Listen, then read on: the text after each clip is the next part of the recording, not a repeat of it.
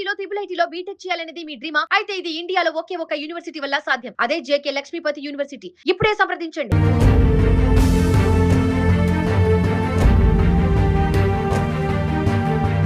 ఏదైతే గణేష్ కుటుంబ సభ్యులు ఎవరైతే ఉన్నారో అంటే గణేష్ చెల్లెలు వరుసకి చెల్లెలు అవుతుంది.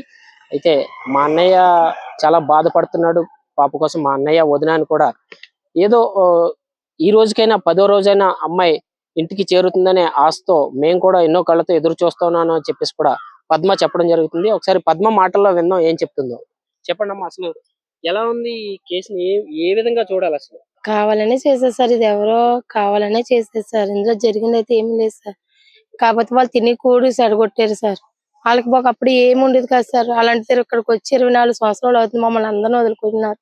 మాకు మంచి చెడ్డ చెప్పినా సరే వీటికి వచ్చేవాళ్ళు కాదు సార్.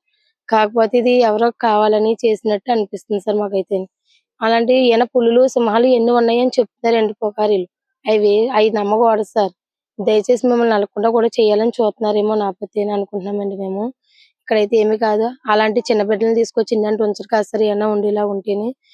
కాకపోతే 40 ఎకరాలు సార్ ఇది. 40 ఎకరాల్లో ఎప్పుడైనా ఏమైనా కనిపించడం అంటే వాళ్ళ ఫ్యామిలీతో ఇక్కడికి రారు కదా సార్. వాళ్ళు జాగ్రత్తగా ఉంటారు కదా. కాకపోతే మా అన్నయ్యని మా వదిని ఏడిపించడానికి కాకపోతే సార్ ఇది తిని కూడి చెడగొట్టారండి వాళ్ళని. మా చిన్నాన్న మా పిన్ని అందరూ ఎలాగైపోయారో సార్.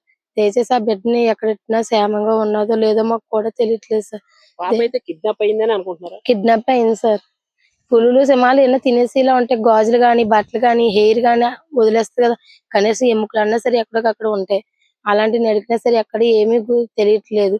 ఇక్కడ జరిగింది ఒకటైతే బయట నుంచి జరగబోయినాయి 2, 3 యాడ్ చేసేసి మన యూట్యూబ్ లో గట్రా చెప్తున్నారు సార్. లైకుల కోసం చూస్తున్నారు మ్యాక్సిమాలు.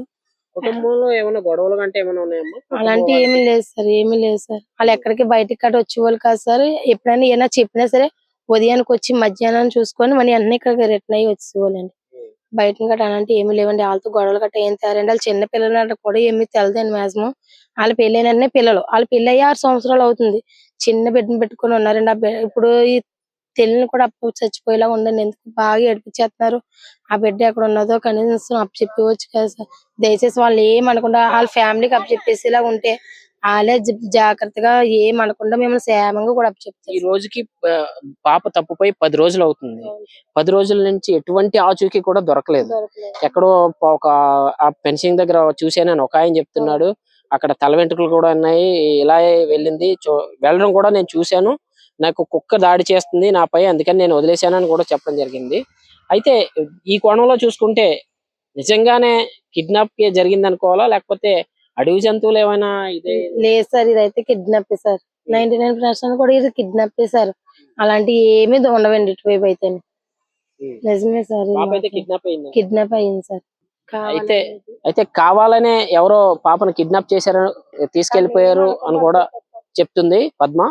చూద్దాం ఏం చేస్తారో. పోలీసులు దీనిపై ప్రత్యేక దృష్టి పెట్టాలని కోరుకుంటున్నాను.